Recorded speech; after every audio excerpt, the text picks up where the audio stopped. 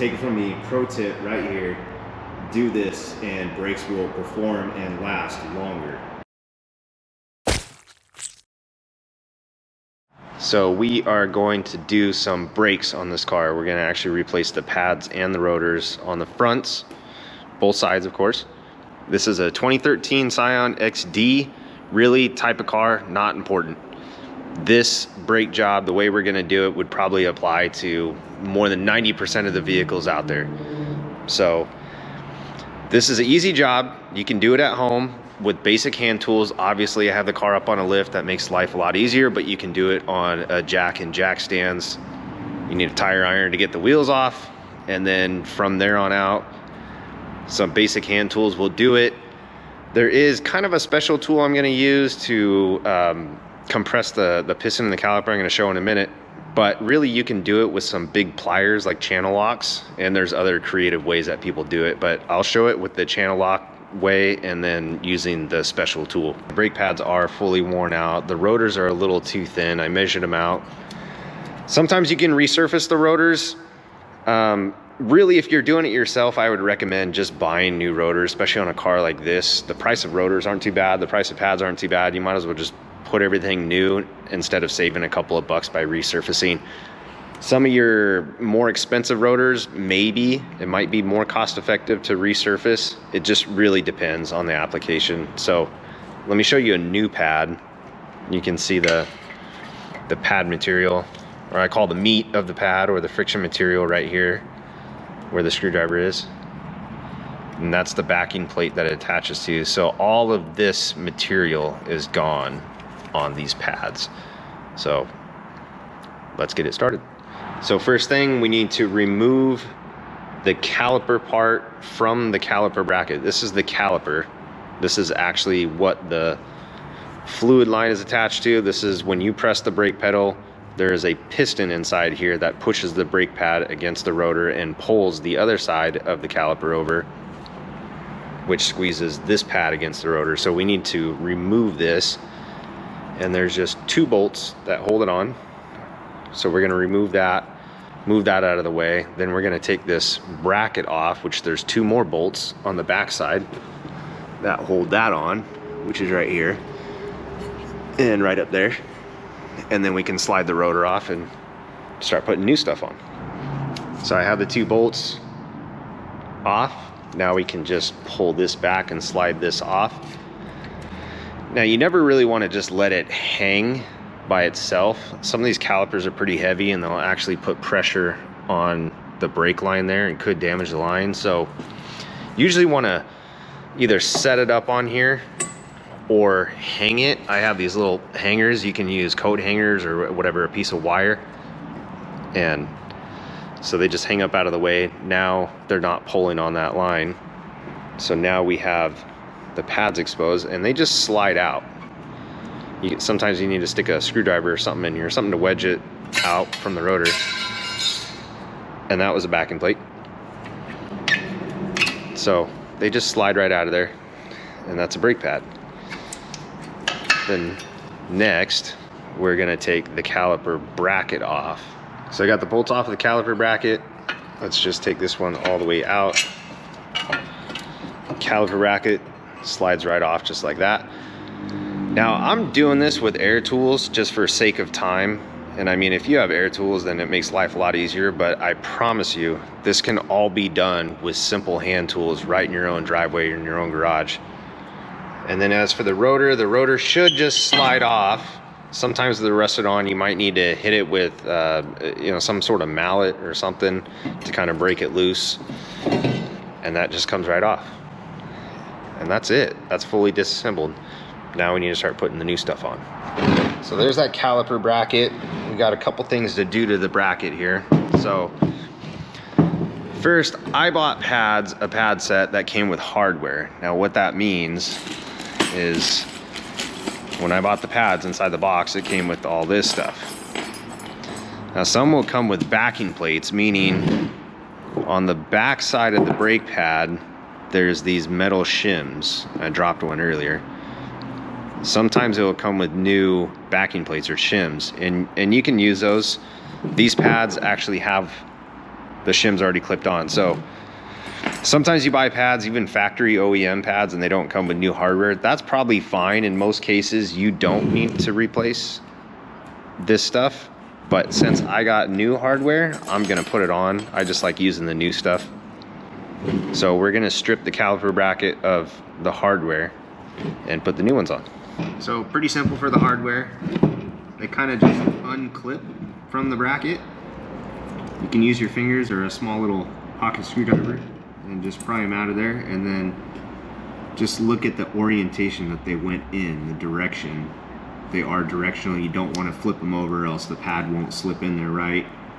Maybe it's going to make noise. So just do them one at a time and just look at how you took it off, and then find the new one that would look like the same shape, just like that, and then just pop the new one in. And then you got 4 of them on here. Some of them will just have 2 big ones, one across here, one across there. This has 4 separate ones. All 4 corners there. But I'm gonna give you a pro tip.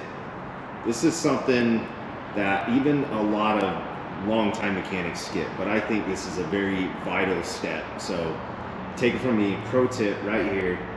Do this and brakes will perform and last longer. So check it out. You can see on this bracket, there's these 2 rubber pieces. They look like little plungers. They actually do move in and out. So they might be a little stiff, but you can see they move. And that's how the caliper is working. The caliper is attached to this, and it's actually moving back and forth when you press that pedal. So you need to have a nice clean movement in here. If these don't move very well, if they get stuck, they wear the pads down. You can overheat the pads, you can get noise. So a lot of people will do a brake job where they just take the caliper off, they put the new hardware on, and they throw it all back together, because these things, maybe they have decent amount of movement. But like I said, pro tip here. So I take these slide pins out of the caliper bracket. Sometimes they're a little difficult to remove. You release them from the rubber boot, or maybe the rubber boot will go with it, no big deal. I take these things out. Now you can see the grease in there, but this grease gets caked with dirt. It gets very hard to move. So I clean them off, re-lubricate them. I use a brake grease right there. That's a brake grease. Doesn't matter what kind. You can pick up any kind of brake grease from anywhere. Lubricate both these pins and throw them back in the bracket there so that they move freely. Pro tip, remember this one. And then we go put it back on the car. But first, we got to put the brake rotor on. So new brake rotor. I like these. They're the coated rotors. They put an anti-rust coating on them, which is really nice. So they're a few dollars more than the cheaper ones, but I think it's worth it, especially if you have nice wheels that you can see through. It just doesn't look good when you see all the rust collected around the edges. So obviously the pad rides on here, so that's no big deal. They do make rotors that have coating on this part that helps with break-in period of pads, but this stuff is fine too. So I just don't like the rust. So these are nice. Plus, when you pull them out of the package, they don't have a bunch of grease all over them. So you don't have to clean them off. You kind of just pull them out of the bag and throw them on the car. The other ones that are coated with all the grease, if you don't clean them off enough and you put them on the car, they're probably gonna smoke for a while and you're gonna smell it because it's all the grease burning off. Brakes get very, very hot. So I advise just pay the few extra dollars and get the coated ones.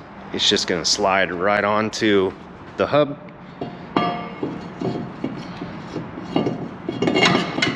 Just like so.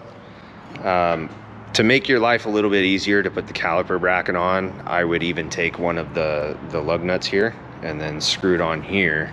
Just finger tight, and then it holds the rotor on straight. So then it's easier to set the bracket on and the caliper.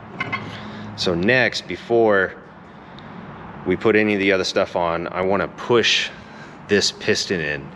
See, when brakes wear out, the piston comes all the way out, and which fills up that gap, which presses the pads on the rotor. So now that we're putting new pads in there, we need to open the gap up more, and we need to get this piston and push in. And this is what I was saying. I use a special tool for this. Makes it a little bit easier. You can buy one for pretty cheap. You can rent one from just about any auto parts store. or you can use a big set of pliers, channel locks, to get around this and the backside without damaging anything. And if you got the strength, then you can squeeze this in. Some of these, especially on rear brakes for other cars, they have threads in them where you actually have to insert a special tool in there and turn these things. But most cars that you're gonna be working on will have this style, especially on the front brakes. You know, maybe there might be 2 pistons in there, but it's still the same idea. You got to push these pistons in. So I'll show you with the tool. So this is my tool that I'm using. It just mounts, slides right in there, and it's a pump handle thing. And it pushes pressure against that piston. So as I'm pushing, that piston there is going in. And it takes a little bit of strength with this. But before I get it all the way down, I'm going to show you the other way if you just have pliers and no special tool. Here are my pliers. They're pretty big. You got to have a big set of pliers because they need to have a far reach. They need to open up all the way on the back side of this. And then I drop an old brake pad in here because you don't really want to set the jaws of the plier against the piston here. This is somewhat fragile. You don't really want to mess this up. So I don't recommend using the plier way just because you may not get it perfectly straight. You're also biting into the backside of the caliper where you can have this brake line here. Some of these have wear sensors, so you might have a wire somewhere, and then you don't want to kind of mess this up. So that's why I use the old brake pad. But if this is all you got, you can get away with it. It's probably going to use a little bit more strength to squeeze it. So do yourself a favor, get the tool or go rent the tool and make your life easier. Got that lug nut on, holding the rotor. It just holds it straight, makes it a little bit easier to line up the caliper bracket here. So we're just gonna reverse order everything now. So I'm gonna put this bolt in. I got one at the top. Then we're gonna drop in new pads. They slide right into the hardware pretty easily. You want to lubricate the sides of the pads before you put them in there. It just reduces noise and makes everything slide a little bit easier. So I got the pads slid into the hardware there. You can see everything is slid in straight. Nothing's overlapping the rotor. Everything's in there good. And then your caliper just goes right over top. That slides into place. And then we just need to put the 2 bolts in there. And that's done. That's a brake job. Pretty simple, pretty easy. I'm telling you, you can do this in your own driveway, your own garage. Basic hand tools. Maybe get the caliper piston compressor tool. That just makes life easier. But yeah, you can do this yourself.